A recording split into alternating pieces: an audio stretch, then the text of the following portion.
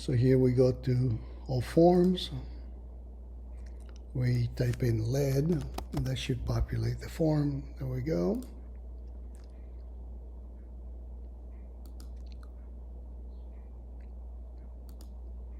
So here it is. Now just go ahead and double check that it's populated with the correct information. So you have this section. If you don't have a contract or you don't have an offer that you accepted, you leave this blank.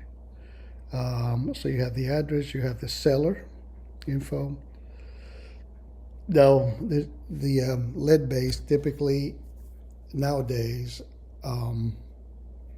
unless you have information that there may be lead that you have to disclose, this is where you disclose it. Otherwise, if there's nothing to disclose, you don't write anything on this form. You don't disclose anything. The seller's attesting that there's no knowledge of lead base or lead-based paint hazards in the house. So here the seller signs it, and then you, as the representative, you sign it here, and then this is left blank for the buyers and their buyer's agent to complete. So you save it, and then you go back and you go back to your checklist and make sure that you include these other disclosures. Now, the MCA, all the forms in the SIP portal are going to be the CAR forms that you will be providing to the buyer. Now, there's some forms that are not included in the ZIP portal. For example, the Monterey County Supplemental Disclosure is not included there. The Monterey County Water Conservation Certificate is not included. So those we're going to have to prepare separately, and I'll show you in a different video how we complete those. But for the other, in the Natural Hazard Disclosure Report also is not included, obviously, in the CAR forms. Another report is the Preliminary Title Report. That's not included in the CAR forms. All the other forms, this one, the RCSD, it's for listings where you have a trust or a company, a corporation or LLC. We have to identify who is responsible for signing the documents. So this one you use for that purpose. It's not used very often. So, we can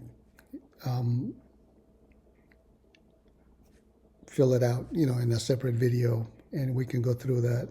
But it's very rarely used. So as you go complete and load, or load and complete the rest of the forms, SBSA, that's a CAR form. SFLS, square footage, that's a CAR form. The SPQ, this is something that we'll cover here in a minute. The SSA forms, these are only for short sale transactions. So if you don't have a short sale, you don't have to worry about that. The TDS, it's another form that we'll cover in another video in a different section. The WCMD you have to populate, and the WHZ you populate. In addition to the CAR forms, then there's other things that we need to have the seller sign if we have them available and ready to be signed. So for all the CAR forms that we covered, just use the checklist, populate them, and go ahead and send. Don't send them yet. Get them in the portal ready to be sent out, because we have other forms that we need to include in the portal, and we're going to cover next. We're going to cover the forms that are not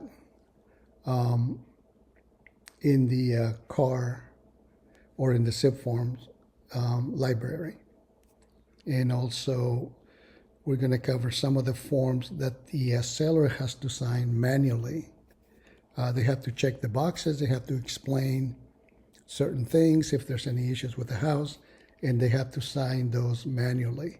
So we'll cover those next in the next section.